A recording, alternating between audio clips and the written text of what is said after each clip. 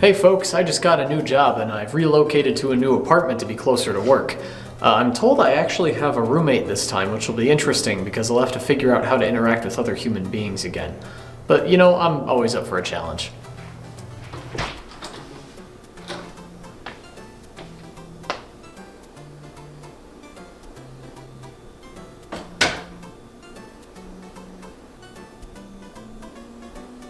What's up?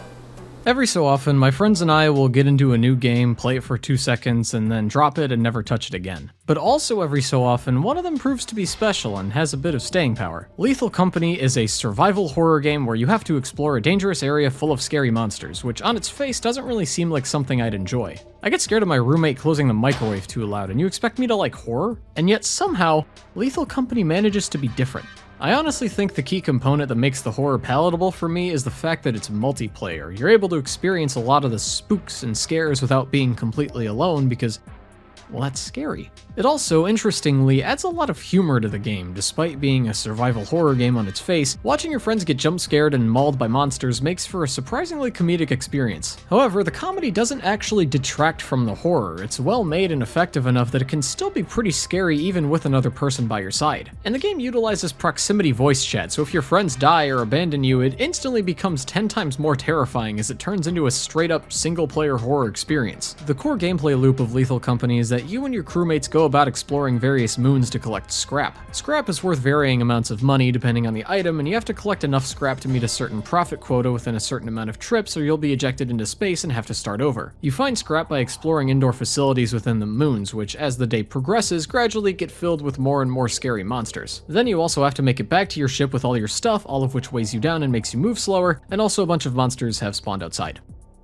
So yeah. These fucking monsters, man, they're so effective and I hate them. Like the Bracken, literally every encounter with it is just, holy shit, it's the Bracken! Oh! Once you see the glowing eyes in the dark, you know it's basically over for you unless you can keep an eye on it while trying to get out of there. But sometimes... Bro, I just haven't taken my stick. There's a Bracken and a big guy, Michael, it's over. Bro. Little bastard. The eyeless dogs, man, they attack based on the direction of a sound they hear, which at least makes them avoidable, but sometimes it literally just walks into you on accident and eats you anyway. Because it's not like you can run, because running makes noise, which will also alert the dog. And of course, if you're having to run from a different monster, then yeah, good luck, buddy. Speaking of running from a different monster, fuck the forest giants, man. If they spot you, it's kind of just game over. You can't really outrun them, especially if you're carrying heavy items because you only have enough stamina to run a relatively short distance. You just kind of have to hope that someone else gets eaten first, but if you're the poor sap that it's targeting, it's gonna pick you up and eat you, and that's just GG. There's also the ghost girl, which has a very small chance of appearing, but if it does, like, yeah, you're just fucked. It'll select one player as a target and stalk them around the map throughout the game, being visible only to that player. They won't do anything for a very long time, but eventually... The doors are open, the little girl is fucking here and I'm scared. Oh, she's in there! There is literally zero way to escape it or kill it. If you see it, your ass is grass and you basically just have to hope that you can leave the moon or at least get some scrap back to the ship before it kills you. But sometimes your crewmates just like to dawdle. Little girl is fucking here and I'm scared. You can also spend money throughout your travels to buy certain tools that'll help you in your spelunking, like flashlights, shovels, and teleporters. It makes for a bit of a trade-off situation where you need to see whether it'll be worth it based on how much you can gain from buying the tool versus how much money you're losing buying it. The flashlights are basically a necessity. These facilities are so damn dark and it's hard to dodge monsters and try to retrace your route back to the entrance even with a flashlight. The shovels are also somewhat handy. They allow you to actually try to fight back against the monsters, but a good chunk of them either can't be killed period, or it's near impossible to kill them with a melee weapon without getting killed yourself, and even the monsters that can be killed with a shovel somewhat easily, you still need to utilize some sort of strategy to effectively take them down. I think this is overall a good thing. It ensures that the player doesn't become too OP and keeps the game an actual survival horror experience rather than a combat one. The teleporter will let you transport players to the ship, whether alive or dead, which is quite handy because A, no one likes dying to scary monsters, and B, you lose money for every player that dies, and you lose more money if you don't recover the dead players' bodies. If a live player is teleported, they lose all the items they were carrying, but realistically, you should only be teleporting players if they're in imminent danger, in which case you weren't going to get those items back to the ship anyway. This incentivizes keeping a close eye on players who are still out exploring while you're back at the ship, trying to let them do their own thing for as long as possible to see if they can make it back, while also not leaving them to their own devices so long that they get killed, which does make for some pretty clutch moments. One thing that you do need to be careful of when on teleporter duty is another enemy that I hate. The masked. So comedy and tragedy masks are scrap items that you can find on occasion, and if you're an idiot or just want to troll your friends, you can hold them up to your face and... Kaden. Aiden. Yeah. Ah! You die and get turned into a monster, which if you get killed by it, turns you into another masked. The thing about the masked is that they mimic player behavior and will show up as being the real player on the ship monitor, which means that It could get teleported.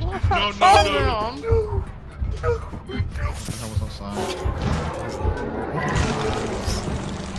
So given this situation, my friends and I, naturally, decided to make them worse. Mirage is a mod for the game that essentially allows monsters to mimic your voice, taking recorded voice clips from players in the game and then having the monsters repeat them. It's pretty obvious when it's a monster and not a player, since they just repeat things that players already said, and they can also repeat things said by players that you know are dead, but on occasion it can get you good, and I think it adds to the atmosphere either way. The main way it can get you though is with the masked. This mod makes it so that the masked enemies no longer have the actual mask on or walk with outstretched arms, and this combined with the voice imitation makes them seem a lot more like an actual player rather than a monster. My friends and I call them mimics, and though it's still fairly easy to tell whether they're a real person or not, they're still pretty scary and make for some interesting moments, especially if the map gets overrun with them and it becomes difficult to tell who's actually alive. Another monster related mod that we've used is something called the diversity mod, which basically makes some adjustments and additions to the monster mechanics. The ones that I've actually experienced in gameplay include the Bracken hallway, which is a place where you'll get teleported when the Bracken would normally kill you. You basically have to run away super quick and you have a small chance to escape and avoid getting killed by the Bracken, though I've only encountered this hallway a few times and never escaped it successfully. There's also a modification to the snare fleas which drop from the ceiling and latch onto players' faces, slowly killing them. You can get them off, but normally you can only do it by hitting them with a shovel or another weapon, while in this mod, other players can remove the flea from a victim's head by pressing E. It does sort of trivialize the snare fleas as a threat, but it doesn't neutralize them completely, and I feel like it's a nice addition to incentivize multiplayer cooperation. This mod also adds two new monsters, the Walker and Watcher, though I've only ever seen the Walker in my experience, and even then on very rare occasion.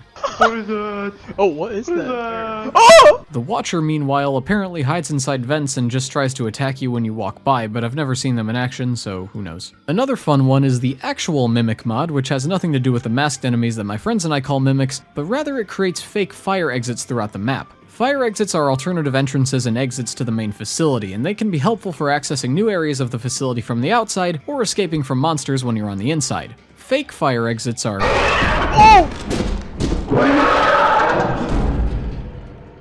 fake. There are ways to spot them. If you enter the facility through the real fire exit in the overworld, you'll know that all the other ones are fake, or you can try making noise or hitting the door with a shovel and see if it makes a growling sound. But of course, you don't always have access to items that allow you to test the door, and you don't even always have time to check. Sometimes, you are running for your life from a monster in a panic, and you just have to get to the first exit you can find and hope that it'll actually lead you to safety.